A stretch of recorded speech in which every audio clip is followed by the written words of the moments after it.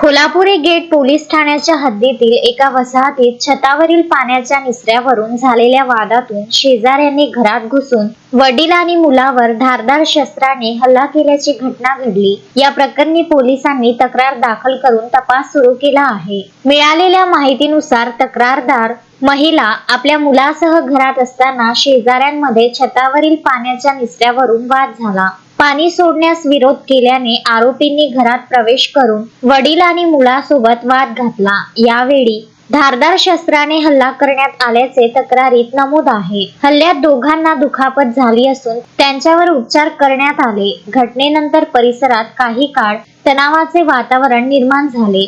पोलिसांनी संबंधित व्यक्तीविरुद्ध गुन्हा दाखल करून घटनेमागील नेमका वाद आणि हल्ल्याचे कारण याचा तपास सुरू केला आहे। नाव दादा? माझं पूर्ण नाव अमेय सुनील हाटेकर। काल विदर्भ न्यूजद्वारे एक न्यूज प्रकाशित झाली होती, त्याच्यामुळे आमची जी एवढी चूक झाली की त्याच्यामध्ये बाबाचा उल्लेख न करतात आम्ही आईचा उल्लेख करून दिला, ते नजर चूक झालेली होती। त्या प्रकरणामध्ये आम्ही तुमच्याजवळ पोहोचलो, त्याच्याबद्दल आम्ही क्षमा पण मागतो। आणि नेमका तुमच्यासोबत काल भांडण जे झाला त्याच्यामध्ये तुमचे आणि बाबासोबत काय घटना घडली?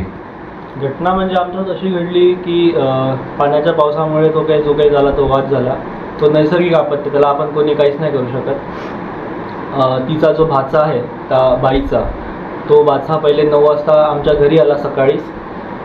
मला धमकी देऊन गेला, म्हणजे मला आणि बाबाला धमकी देऊन गेला की तुम्ही गेटच्या बाहेर मिळा, तुम्हाला असं करतो तसं करतो। आम्ही एकदम लाईटली घेतलं, म्हटलं हा दारू वगैरे पिऊ नये, हा काही करणार नाही, आम्ही एकदम लाईटली घेतलं। आम्ही त्या विषयावर काही एवढं टेन्शन घेतलं नाही। नंतर मग तो 5 वाजता आला, काही 8 ते 10 जण घेऊन आला, म्हणजे सगळे मुलंच होते। एका जणाजवळ सुझुकीची स्कूटी होती, एका जणाजवळ प्लेझर होती आणि एका जणाजवळ सिल्वर कलरची बुलेट होती। एका गाडीवर तिघं आणि 2 जण, असे करून ते 8 लोक आले। त्याच्यानंतर मला इथे माझ्या दारामध्ये, मी घरामध्येच बसलेलो होतो, माझ्या दारामध्ये येऊन आणि माझे बाबा बाहेर होते। माझ्या बाबांना म्हणतो की तुमचा मुलगा कुठे आहे? माझे बाबा म्हणतात काय झालं? ते म्हणतात त्याला चाकू मारायचा आहे। डायरेक्ट घरी येऊन तो म्हणतो की त्याला चाकू मारायचा। ते म्हणतात की आपल्याला काही भांडण वगैरे नाही आहे, तो आमच्या 2 घरांचा वाद आहे। तो जो मुलगा होता तो त्यांचा नातेवाईक होता, तोही दूरचा कोणीतरी। तर त्याच्यानंतर त्याचे काही मित्र जे त्याच्यासोबत आलेले लोक होते ते डायरेक्ट घरामध्ये आले।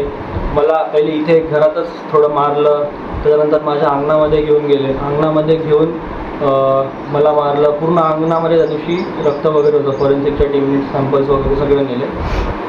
त्याच्यानंतर लगेच मग मला पूर्ण जेव्हा एरिया जमा झाला, एरियातले सगळे लोक जमा झाले, तसेच ते पोरं सगळे पळून गेले।